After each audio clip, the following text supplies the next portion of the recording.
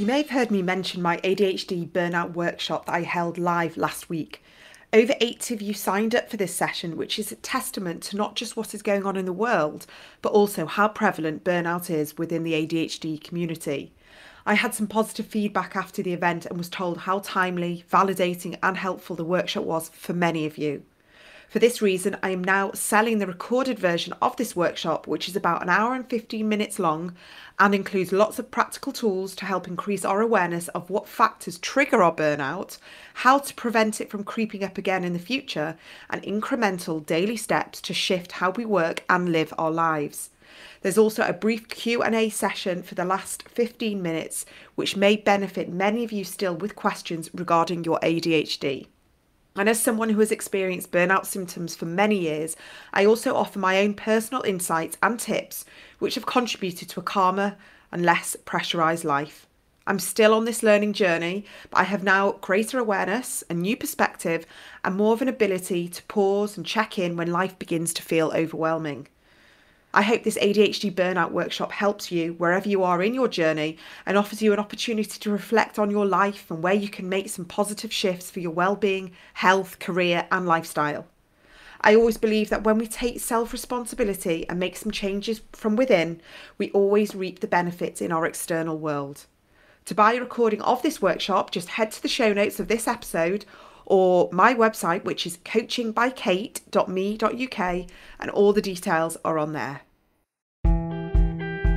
Welcome to the ADHD Women's Wellbeing Podcast. I'm Kate Moore-Youssef, your host, and if you've arrived here, there must be a reason. I'm guessing you're curious to learn more about improving your wellbeing alongside ADHD, or maybe looking for some advice or guidance to feel healthier and calmer. So why start this podcast? I'm a wellbeing and lifestyle coach, EFT practitioner, mum to 4 kids, and I discovered my own ADHD alongside one of my daughters at the age of 40. And now, after supporting many other women just like me, and probably you, I feel there's a need for more emphasis on wellbeing and lifestyle help for women with ADHD. And through the podcast, I want to offer you new insights and perspectives to enable you to live your most fulfilled, calm and balanced life. So wherever you are on your ADHD journey, my aim is to support you in finding the awareness and the most aligned tools to enhance your well-being so you can make the most intentional mindset and lifestyle choices moving forwards. Ready to get started? Here's the episode.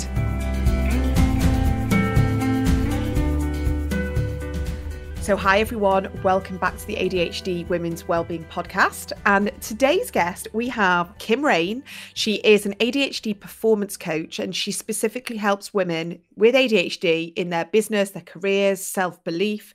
And she helps ADHDers have more confidence, focus and success in business. She's also the author of the Amazon bestseller Square Pegs, a book of self-discovery for women with ADHD, the founder of ADHD Brains in Business, a vibrant community of high flyers ready to lean into and celebrate their neurodiversity, and the proud owner of a late ADHD diagnosis. And she helps her clients overcome procrastination, get on top of overwhelm, and increase their confidence and productivity by working with their brains rather than against them. I love this because I desperately needed this several years ago. And I know so many women who have these brilliant business brains, but lots of the challenges of ADHD sort of get in the way and they kind of come to a bit of a stall in their business. So I'm so glad to have you on the podcast today, Kim, because we're going to dissect all of this. We're going to understand the intersection of why our ADHD brains can be so brilliant at business, but also all the stumbling blocks that often hold us back and stop us believing that we are able to do the things that we want to do. So welcome. Yeah. Lovely to have you. Nice to be here. Thank you for having me. I love your podcast. I have to say, I've been listening to it anyway, because wellness is such a huge part of ADHD management, isn't it? It's looking after yourself. So yeah. Well, first of all, thank you so much. But we always allude to careers and business and everything and burnout. And we talk, it's very much sort of like a lifestyle conversation we have on the podcast. But I personally, I love business. I love talking about entrepreneurship. I really relate to women in business and, starting their own businesses, because I think our brains are so wired to working on our own, but also creating and coming up with new ideas. And it's a very exciting place to be when it's all going well.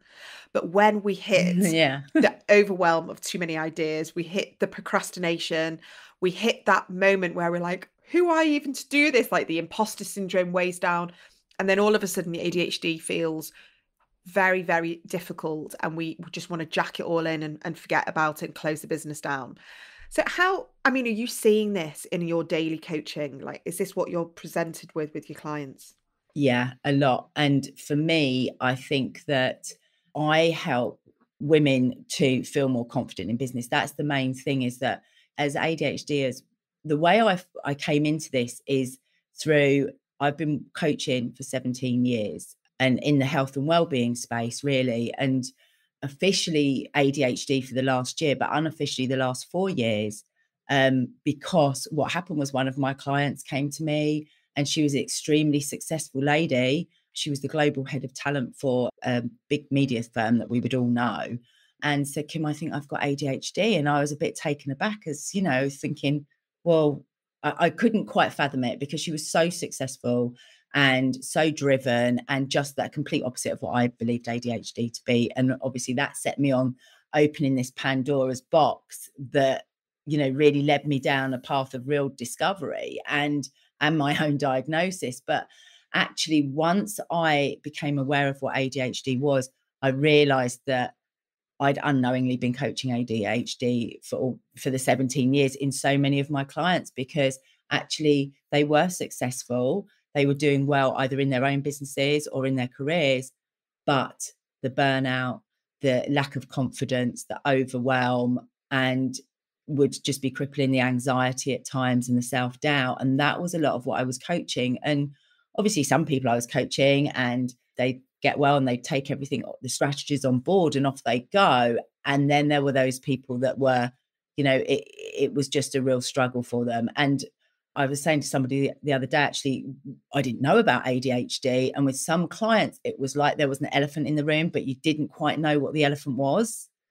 There was something that wasn't quite, we just couldn't grasp it. And of course, when I understood ADHD, it was such an eye opener, because it turned everything I believed about ADHD on its head. And, our brains are amazing for business.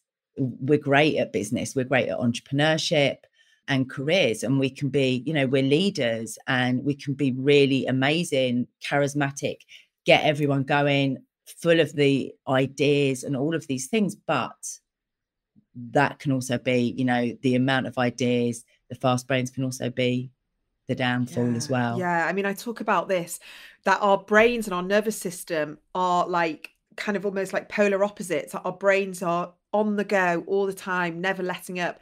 And our nervous system's just like begging us for rest and begging us for like calm. Yeah. And that's where we get that like resistance, because we aren't, often they're not computing and they're going against each other. And that's when we get the burnout. And it's trying to be able to manage the brain so we are doing all the dopamine led, interest driven things, all the creative, all the exciting things, especially in business, and coming up with all these new ideas. But then knowing when we need to rest and retreat and recharge and re-energize. And very often our brain is the louder, more dominant force, and our nervous system only gets shoutier and louder when it's about to keel over and get very poorly. And that's when we see the burnout. And I think until we get an ADHD diagnosis, we blame ourselves. We're like, well, come on, other people can do this, and other people like live this fast-paced life. Why do I keep burning out? Why do I keep needing to just shut the door and not leave for a week? So I actually think it's so liberating understanding what that elephant is, knowing what it is and being able to name it, label it, see it for what it is, and be like, right, okay, now what? Now what do we do business-wise? What do we do career-wise? And having that acknowledgement that it's there, it's not going away, it's been there forever. It still needs managing. It's like taming it, but also allowing it to thrive in an ecosystem that is healthy, and that gives us an opportunity to work the way we need to work to achieve and accomplish what our brains want us to accomplish. And it's very frustrating at first, because say you have all these ideas and you want to launch all these things and travel and work all evening, but actually we all we need to do is sleep, and we need to kind of like down tools. It can be very frustrating. So how do you, I guess, is like, how do you work with entrepreneurs? And I'm thinking about myself here, to achieve what they want to achieve, but still kind of keep their ADHD in check and allow them to thrive without feeling like they're constantly having to sort of subdue themselves. It's interesting because, again, I can think some of my clients will come on and they'll say, right, as long as you're not going to ask me to work less, the fear is that I'm going to say to them, you need to work less. And it's quite interesting because I was thinking the other day, I work with the clients that I work with that are in their 30s are, don't make me work less. We talk about burnout and pausing and, what's actually needed to really, for you to really step into your business and to really be the CEO of your business is not just about the drive forward. It's about being able to step back and have the ideas and see things forward and have the energy. But in the 30s, it's like, okay, well, I'm going to keep going until I can't go anymore. And then women in their 40s are more like, okay, now I'm starting to listen a little bit. And in their later 40s, they're like, okay, I'm with you. I know. Tell me how I manage this. So I think first of all, it's kind of setting expectations and creating an understanding and education as to what's really needed. And I think sometimes when you haven't been through what burnout really is, it can be quite difficult to get that across. Like 49-year-old me wants to go back and smack 39-year-old me and go, listen to what, I was the same as you. I was a wellness coach. I was coaching people and giving them all the advice to slow down. And yet I was going 19 to the dozen myself. So I think one of the things as well is it is that whole thing of self-acceptance. So it's getting to the point of realizing that, actually when we can slow down, we can be so much more productive. We can be so much more creative. We can actually use the talents of ADHD to our advantage. Whereas when we are going all the time, it's very difficult because it gets really scrambled. And so the symptoms come up and it's kind of like that crash and burn. Off I go again, crash and burn. And then comes in the self-doubt and the erraticness, I think, that can sometimes come, and that can cause quite a lot of the shame that women can feel around their ADHD, particularly when they don't know that that is ADHD. So I think it's setting expectations and education. And I think it's understanding how to harness these things. So for example, like hyperfocus is phenomenal, something that we have. It's amazing. I used it last night myself, but actually I used to use it all the time. And I used to not be aware of that I was hyper focused, and actually that wasn't necessarily a good thing, because I would go and go and go. And the analogy, you said it, explaining about the nervous system and the brain, we're not great at listening to our bodies. We're not great, like you say, at picking up those signals. So I see this, it would be a complete crash and then it's wipe out. So actually, when somebody's been through that and they see that actually affects their productivity, that affects their profitability and their revenue and the cultures within their business, then it's like, okay, how do I manage this? And understanding that actually less is more. But to say that to someone with ADHD is it's not always very helpful. I understand now how I work, and I know that actually I'm a sprinter and I need to build around that, the downtime before and after, and then I can go. So having that, plan to my year, plan of what's coming up in my business, as opposed to being reactive all the time. And I think that when we're reacting, that's when we can find ourselves thinking, oh, okay, that's brilliant. I've got to have my head down, to the detriment of everything else: health, family, friends, fun, all of those things. Yeah. I'm resonating with everything you say, but I know so many people will be, because it's knowing that we can try and switch off. I mean, and when you talk about the switching on, the hyperfocus, that's when we can really utilize it for its good. and then be like, okay, thank you so much there. Thank you for doing what you needed to do. But right now I'm going to honor that I now need to go and have a long walk with my dog. I now need to just go meet a friend for a coffee. And because I think we could be naturally workaholics. I mean, I know so many women in business with ADHD who probably don't see their friends very often. They get sucked into, especially this kind of world with like coaching and everything's virtual and online. We can just be sort of in front of our laptops for hours, and they just go away, and you kind of get to the end of the day and it's like, oh my God, I've not moved, I've not eaten, I've not. And that's usually actually can be like one of the killer questions that really can wake women up. It's like, I'll say, so what do you do for fun? And it'll be like, what? Sorry, I've got my business. Okay, so when did you last see your friends? And I have them say, I haven't really got any friends. I don't have friends. And then they'll go to a point of like, that adds into, oh, I don't have friends. And I said to one of my clients recently, I said, you say you've not got friends. You need to understand the reason you haven't got friends is not because you're not a friendly, likable person. It's because you aren't making time to allow these people in your life, because it's all to do with what, it's like my friends are peers and colleagues. That's one of the things. It's like, what are you doing for fun? Because work it's there to serve a purpose. And we know if we're interested, that hyperfocus, we can switch it on. And when we're passionate, it just is all encompassing. But there's more to life.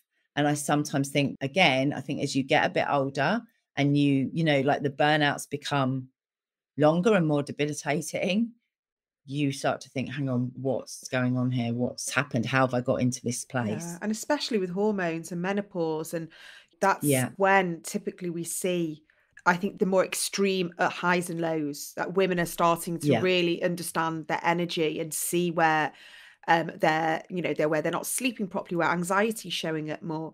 And like you say, that workaholic tendency of just being in work mode doesn't support us as well as it used to. Maybe we're not getting the same buzz. And we don't have the Yeah. resilience. And that's not, like I say, in our 30s, and if anyone's listening to this in their 30s, I used to say, like, listen in your 30s, because actually you can set the foundations that will take you through to, your 40s and 50s and beyond. Because I know that in my 30s, I can remember my first sort of burnout, and everything kind of came crashing down, and everything stopped. I went to bed. I didn't move or speak really for kind of 2 days, for a whole weekend. We went on holiday and I came back and off I went again, because I just topped myself up a little bit. And I went on like that for quite a while, just topping up until, I think I was 43, 44. And the big burnout came that took me months and months to recover from. There was no more topping up. And so I think that, I see burnout a lot with ADHDers in business, and it's something that I was going to say it's unnecessary, but it's very hard for us not to do. And I don't think we should feel shame around the fact that it's happening. But I think, in our 40s, definitely we've got less resilience. And so we need to really look at the balance in work and life. Yeah. Yeah. I mean, I just recently did a burnout workshop, and it was really well attended. Like, sometimes, workshops are a bit more niche, but this one, it really resonated with a lot of people. And Yeah. it was that I was sort of talking about, like, we're listening to the language of our body, and it keeps tapping you on the shoulder, and we can keep brushing it away and brushing it away. But then, like an episode like you mentioned, where it takes months to recover, those are the episodes where it's like, okay, we need to listen now. This is it. We've had a big fat warning. We've had that bathroom floor moment where we either listen and things have to kind of really change, or this is just going to be a cycle for the rest of your life. And you can make a decision. You can choose now which way you want to turn. So in a way, it's kind of like, thank you again for showing me how it is that I want to move forward. And if, again, we've had this ADHD diagnosis or awareness, then it's like, okay, it's not going anywhere. This tendency for me to kind of go full mode and then just crash, is not probably going to disappear. It's just going to manifest and show up in different ways. Yeah. So it's like, how do we want to live our life now? Like, what choices do we want to make? I think as well, what I also see and what I experienced myself for a long time after that was a real loss of confidence in my ability to get my head down and do the work. So actually for a good few years, and again, I see this now in clients, is they then hold back for moving forward in their businesses, for taking the next step, for scaling their businesses, because the fear that they are going to burn out is actually really great. And they think, I do not want to go back to that place again. And it doesn't need to be like that. It really doesn't, because, you know, we are so good for business. Our brains are perfect for it. You know, we fail fast. We have ideas. We find solutions really easy. We're creative. We're tenacious. And actually, we don't need to be afraid, but we do need to pay attention to this part of us that actually can be our Achilles heel, and understanding, you know, what I see and have seen, again, this is like going back the 17 years, is enough has always come up in coaching. It's like the women who, they don't feel like they do enough, they don't feel like they have enough, and they don't feel like they are enough. And it's always, what's the next thing, what's the next thing? And you know, I run a program called ADHD Business Mastery, and we'll talk about, you know, having more focus, success, and confidence in business. It's not about strategy, it's about those three things. But one of the things that comes up again is people that built their careers really quickly, because it's like, what's next, what's next, what's next? And there's no pause to celebrate what they've done. So nothing ever feels enough, because it's not recognized, it's not noticed, because it's just this constant need, the hyperactivity, that keeps us needing to move forward. And to stay in the moment is either uncomfortable or uninteresting. And it's like, I've done that now, on to the next thing. And quite often, you know, you speak to ADHDs and they tell you what they've done, and you're like, oh gosh, like, how have you managed to do all of that in one lifetime? But I know how they do it, because they don't stop to, it's just never enough. So it's always the next thing. And I think that drive is, again, what makes us so phenomenal in business, but is what we really need to be careful of. Because, you know, I speak to women that'll be like, okay, you know, like working at night,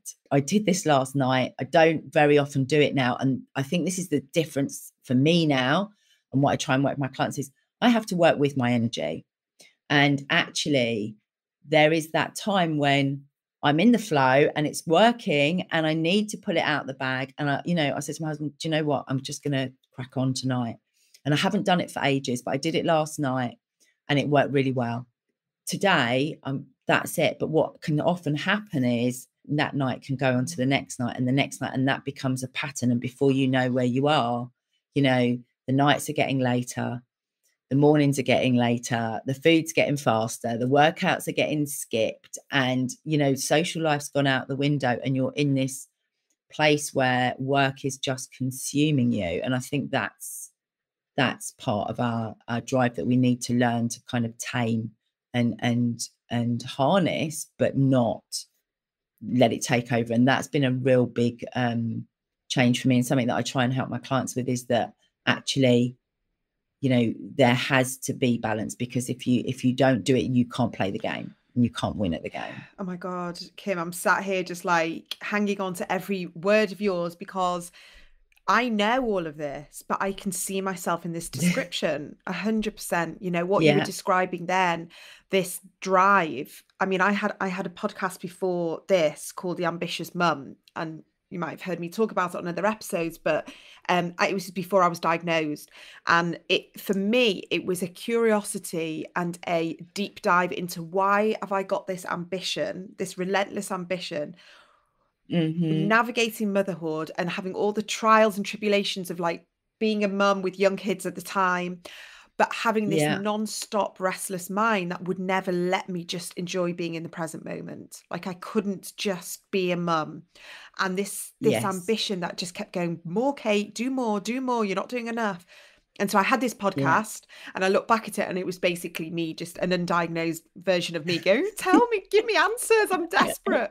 And then finally I got this diagnosis towards the end of the podcast series, and I actually interviewed an amazing woman called Diane Wingett. I don't know if you know her. She's got a podcast called The Driven Woman. And she, again, is a similar coach to us. She's sort of like in her mid-60s, amazing woman. And she's got a podcast called The Driven Woman. purely for women like us, and probably a lot of your clients and Yeah. mine, who are just this motor that will not turn off, and we have to reprogram, relearn the Yeah. importance of creating balance and listening to our energy, Yeah. because we can either be very sick, poorly, Yeah. mentally unstable versions of ourselves, or we can harness what we've got and thrive Yeah. with this constant check-in that Yeah. why do I need to keep achieving more? Why do I need to keep Yeah. producing more? And why do I need to keep doing more? You're like, this is where we see all these women with PhDs and masters and 5 degrees, Yeah. and it's Yeah. still not enough. And again, I understand, because we've got this curiosity, this brain that just wants to keep learning. But how do we keep a tab on that, but still feed that interest-led brain, that curiosity, so we can feel this equilibrium that I'm always seeking and always trying to help my clients find as well? Yeah.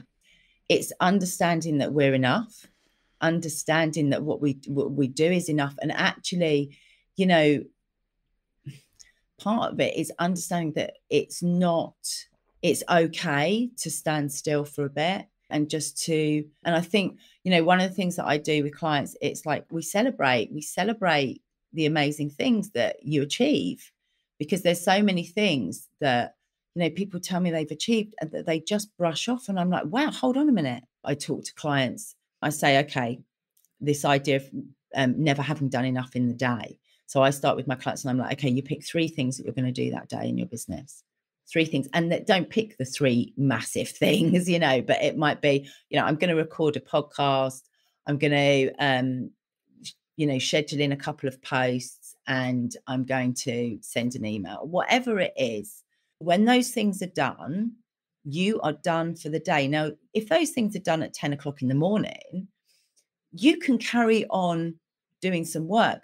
But the point is, you have done what you set out to do, and you've achieved that, and you acknowledge that. And clients on the program said to me, that's been a real game changer, because now I'm getting used to the fact of, actually, look what I've achieved today, as opposed to getting to the end of the day and staying up later and later and later, because the deadline of the end of the day is looming, and you can still do more. You still need to do more. You've still not done enough. I think that happens as well. The other thing I was going to say just earlier about the whole end of the day thing, I think that is a time for a lot of us, particularly working at home now and having these unstructured work hours and being able to work here, there and everywhere, is quite often the end of the day is the time when the house quietens down and the emails quietening down. And then we get to this feeling of the end of the day, I haven't done enough. So the adrenaline kicks in, the cortisol ramps up, and suddenly, rather than your body being ready for sleep, it's ready to go again. And you get the second wave of cortisol, and suddenly you're off you go. And when I work with people, it really is about finding out who they are, accepting who they are, and finding out how they work best. What is working for you in your business? And very often, actually, I'll say to women, they'll go, well, I was, everything was going really well in my business. And then I did this course, or I joined this mastermind, or I went on this thing, and suddenly things have gone downhill. And I think they lose faith in themselves. They stop listening to themselves. We've got amazing intuition, and suddenly they're trying to do things that don't suit them. They don't suit their energy. And I think the biggest thing that we can do in our careers and our businesses, look at, what do I do? What works with me? What works with my brain? What are my strengths? What are the things that maybe I'm not so great at? And, rather than looking at, in terms of time and in terms of resources, if you like, so time and money, where we're spending those, and maybe rather than going on a course to learn to do X, Y, and Z, maybe is there someone for the price of the course that you could pay to do it, and get them to do that bit, and you come and do the part that you shine at. Yeah, it's brilliant, because I understand it so well, because I am that person and I'm coming out the other side, but I do fall into some of those holes still. But my awareness is better. But a few years ago, oh my goodness, I was buying all the courses. I was doing every workshop I could. I was constantly like taking in information and wanting more content, and the overwhelm just kicked in, this comparisonitis kicked in. I couldn't even call myself a coach because I saw coaches I couldn't relate to. I was thinking, I can't do what they're doing and showing up live every day and showing up and sending 10 emails, in a day and all Yeah. of this. There was just no way in a million years that was me. So then I can't be a coach. So what am I? And then I had a huge kind of identity crisis because it was like, well, I can't call myself a coach. And then this shift happened where I was like, right, I have to work with my energy, what feels good to me, the output that I wanted to bring. And I stopped absorbing all this noise and I made a bit of space. And sometimes I go back and I'm like, I'm actually doing a course right now and I can feel that feeling of like, oh, everyone's doing it that way and I probably should do it that way, but I don't really want to do it that way, but that means I'm not going to be successful. Yeah. I'm not saying don't do the courses. I'm not saying don't invest in yourself and don't invest in your learning. I just think that what happens, exactly as you said, it becomes this whole thing and you get in and then you don't feel enough in that space. So you think, okay, well, if I spend and invest my time and money here, that's going to solve that problem. And that's going to, and from a neurological point of view, that's like your prefrontal cortex is a goner. Your executive function has gone out the window and you are looking around and thinking, I'm not good enough, and your confidence goes low. And you mentioned the comparisonitis. I mean, I think that's the other biggest distraction. We get easily distracted. I think that's one of the biggest distractions that we can all struggle with, and then add that to the rejection sensitivity side of things, and it just leaves us frozen. It's so important that we understand that, and I think that that mindset shift is like gives us the permission to be us again. We're looking for permission. Is it okay if I work like this? Like everyone else is doing it differently. But like what you said before, if you've done those 3 things before 10 o'clock, why shouldn't we then go and have a dog walk and meet a friend for a coffee and do a yoga class? If that's what we're craving, if that's what we want to do. But very often we're like, well, I can't do that. That's not what I should be doing if I'm running a business. That's not what it looks like. But I know full well I see people who are very successful around me, and the most successful people who have got balance in their life have made space. They've made time. They have Yeah. boundaries. They are not sat cramming at their computer, banging out emails. They're not having meeting after meeting with no buffer in between. They are the ones that are taking time for themselves. They're doing the meditation, the breath work, the walks in nature, and they're going inwards because, like you said, we have a huge amount of intuition, and we're listening to so much noise around us. We think that we need to be learning more and doing more, but actually that internal wisdom that we have is what we should be listening to, because that is so often our compass and our guidelines, our roadmap to the success that we're craving. Again, I speak to clients, even myself, when I'm in that kind of hole, I'm like, take the AirPods out, stop listening to that podcast and go for a walk and just have time, just you. And I will Yeah. always get an insight, or I'll get some form of like download that will be like, that course that you're planning right now, it's not the right time, or pull back from that thing that you've committed to. Yeah.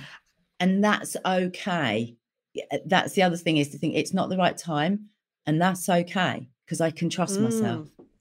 It's the learning to trust that even though our energy and the way we put output, our focus or whatever, it doesn't look like everyone else. It's trusting that it's okay, like it's still going to work, but it just looks different.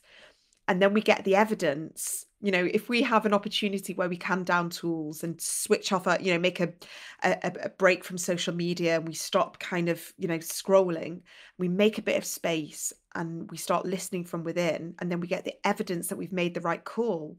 That's when we can go, well, that time it worked. So even though it feels really scary and it doesn't feel right and everyone else is doing it that way, I'm going to trust myself that this is okay, and we kind of follow those breadcrumbs. And I'm so still on this learning process myself. Oh, okay. I don't think that we'll ever be off it, because the thing is, we still have ADHD. So there are still days when actually ADHD is taking a bit more of a control and driving the bus a little bit more. But actually, the more we step into ourselves, the more we'll realize that. And I think also when we do that, what it enables us to do is like the big thing for me and what I do with all my clients now is like, okay, what is the plan? What do you want to achieve? What do you want this to look like? Like, I quite often speak to my clients about where do you want to be in 10 years time? And that seems like a really long way away for, particularly, again, ADHDs, we're very YOLO, live in the moment, and we can't necessarily always connect to that future self. But if we have an idea of what we really want it to look like, and then we can think, okay, where do I need to be in 5 years? Where do I need to be in a year's time? What needs to be happening now? And in that 10-year plan, things can change, things will change, but actually you've got, it's kind of like the coordinates of a sat nav. So you've got a direction, and you can then start pulling yourself back and asking yourself, is this part of the plan? And is it worth it? So again, the book, when I decided to do the book, I had decided to do the book before, and I'd stopped and started and and I tried to cram it in between everything. And I just thought, okay, if I'm going to do this, how does my brain work best? I need a deadline. I knew I needed a deadline, which I had with the publishers. And I knew actually I needed all distractions gone. So actually I cleared my diary. I did get my head down. I served my one-to-one clients, but I wasn't trying to launch anything or do any I was just like, this is what I'm doing. And I got my head down, and it got really tough, particularly when it came to editing and all of that, because that's the boring part. Like, we're kind of the brain switching off by then, it's on to the next thing. But I was able to focus and think, no, this is the plan. And actually, if you focus on this now, you're going to be an author in like, it came out on the 22nd of September. So I was like, on the 22nd, you're going to be an author. And I was able to focus on it but before, what I would have done and what I've tried to do is do the book as well as everything else and fit it all in, because I felt like I should be doing this and I should be doing all of that and I should be being seen. And I just thought, you know what, if my socials, if I'm not on Instagram, or if I'm not on, here, there and everywhere every day, that's okay. I'm going to be okay with that, because I know that if I invest this time now, there will be the time. And so now that's how I run my business, and that's how I encourage my clients to run their business. It's like, okay, what's the big picture here? What do you need to achieve? And actually, what's the noise? What needs to go? What are the distractions? And how can we best suit this environment and make this happen? And this is your focus, and just focusing on this one thing, which I know that we find really challenging, but it's a lot harder without a plan. When you've got a plan, it's a lot easier. But I knew this year for me in my business, there was so much I wanted to achieve, and the old me would have tried to do it all at once. I would have gone, well, I'll get I want to do the podcast and I want to do the book and I'll get it all going. And now I'm like, no, that it's like one domino, knock that down, and then the next domino, and then the next domino, appreciating as you go along what you've done, and sprinting. And if you sprint, that means that you take rest in between. It's not you try and sprint a marathon, which is how I used to do it all. Yeah, it's like this analogy of like a horse, and you can have a horse that's like a wild horse with no reins, and you just let it just run and run. Or we can train this wild horse to be on reins, and we can, choose when we want to gallop and we want to canter. I mean, listen, I'm not a horse rider, so I don't know where this analogy's come from, but that's what was coming. But it's just knowing that there is a wild horse within us that we could just let go off on a crazy tangent and have this sort of abstract vision for life. And that's why very often we find ourselves going around in circles. But to have sort of these longer term goals, and even just how do we want to feel later on in life? Like, where do we, how do we want to feel in our family? How do we want to feel in our relationships? And then just allowing, I'm a bit spiritual, sort of like universal things to drop in and not have too much strategy, but enough to keep us on track, that we do have some form of roadmap that feels good to us. That's actually, you just made a good point. It's not about having a 10-year plan. You're like, I'm doing this and this is it's not about that. It's like, it's not even a plan, it's a vision. Exactly as you say, like, how do you want to feel? Where would you like to be within your life? Roundabout roughly. I knew at 43, I just burnt out. I had a business that it wasn't working for me there and then. And actually I knew that I wanted to do the coaching and be an author. And my whole thing was that at 53, I wanted to be able to work for free and do some voluntary work. I'm 49. And actually whether I'll be there at there, and who knows in terms of, but that's not the point. The point is the journey. And actually part of it was that I wanted to have written a book, that I wanted, and actually I am year by year ticking these things off, but it's not how I used to be. It's like, I want to be here and I need to be here right now. I actually, and when I do this with clients, they're like, I've done that before, but the way of doing it, it's like, now I feel I've got the time to do this, and it's not a rush, it's not a race, and I can do these things and do them and enjoy them and lean into them, because we're so creative. We have so many ideas that actually, and I think they need to be honored, because you might be on your 10-year plan and suddenly you have this amazing idea and it hits you like a bolt of lightning, like they do with us. But actually then it's like, okay, how does this fit into the plan? Is this and giving yourself time to and space to let that kind of percolate and see where you go with it. But the other thing I do see is the ideas, and always business owners or always been stuck in creation, always creating this program or creating that thing or creating this thing, never actually selling it, or never actually making the money with it, or never actually building it up, because quite often they're either bored of it by the time they get to it, or they get stuck in procrastination and fear of putting it out, or perfectionism, and it doesn't happen. And the whole rejection thing comes up, and the confidence, and and they start looking around and seeing what everybody else is doing, and, or I'm not going to be able to do this because it's not as good as this person. And suddenly, they're shut down again. Yeah, absolutely. It's kind of like, if you imagine a band sitting and writing an amazing album and finally getting it out there, and the album comes out, and then they've got to do a year-long stadium tour, and they're bored of the songs. They want to be back in the studio writing. And so you're so right. We have to kind of notice and honor that, and notice when we are just constantly just wanting to create, and maybe tailor making a business that is more about creating, or we dig a little bit deeper as to like, what is it that we're afraid to put out there? What is it that's going to maybe set off the RSD? And I know for sure now, especially as women in our generation, that it all depends on our hormones, and it depends on our cycles, and our RSD is much worse, like the second 2 weeks of the month, or if we're going through perimenopause, and it's all so interconnected. So as we close today's podcast, and it's just maybe just offering ourselves a little bit of compassion, that there is a lot going on, especially with hormones and perimenopause, and bringing it all together to create a business, a career, a life that feels good to you and gives you a bit of control when you want to pull back, when you want to put your foot down on the accelerator, and know that it's all going to be okay when you want to have those times where you want to retreat, and when you want to kind of go full throttle.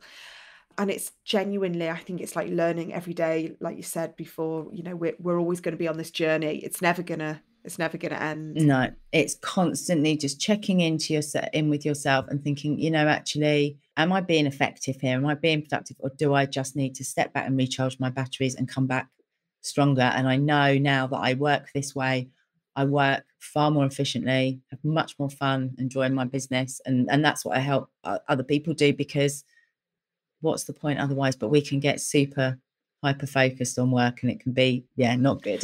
So tell people, I'm sure now that they've listened to this conversation, they would love to read your book. So you said it's Amazon. Just repeat the name of the title again. So the book is called Square Pegs, a book of self-discovery for women with ADHD. And it is, I don't really talk so much about that in it. I just talk about that. For me, was I was working with so many women that were suddenly finding this diagnosis.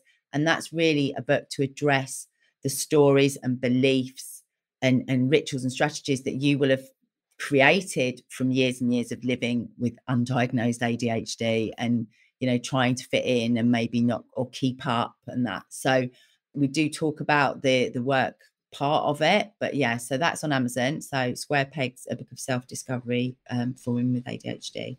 And tell just everyone, if they want to get in touch with you, if they want to work with you, what's your website? So I'm on kimraincoaching.com, actually, kimraincoaching.com. And I'm on Instagram as the Entrepreneur's ADHD Coach.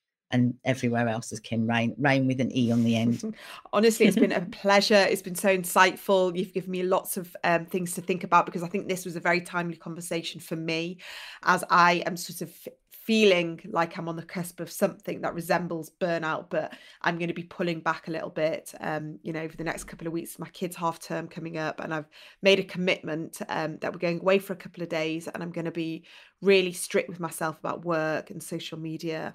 And I'm being very aware of that. And it's trusting that you're going to come back from that so much stronger, because you have given yourself. I did it myself in September. We went on a family holiday, and I didn't even open my laptop, and I came back actually thinking, wow, I didn't think I was stressed, but I felt like a different person coming back. I was just like, now I feel really ready to go. And it's just that reboot for the next sprint. And then, yeah. Do it again. Well, thank you so much, Kim, and thanks for having me. Been an amazing conversation. Take care. So that's today's episode done. Did what we talk about resonate with you? I really hope you found some takeaways that may inspire you to make some small changes that enhance your daily life. And if you did find this episode insightful, please do consider sharing it. Knowledge and awareness is power, especially with ADHD. You can also head over to the show's Instagram page, which is ADHD Women's Wellbeing Pod, and join the community that's waiting for you there. And if this episode really did strike a chord, please do consider leaving us a review to enable more people who need to hear these conversations find the show. Thanks so much for joining me today, and see you next time.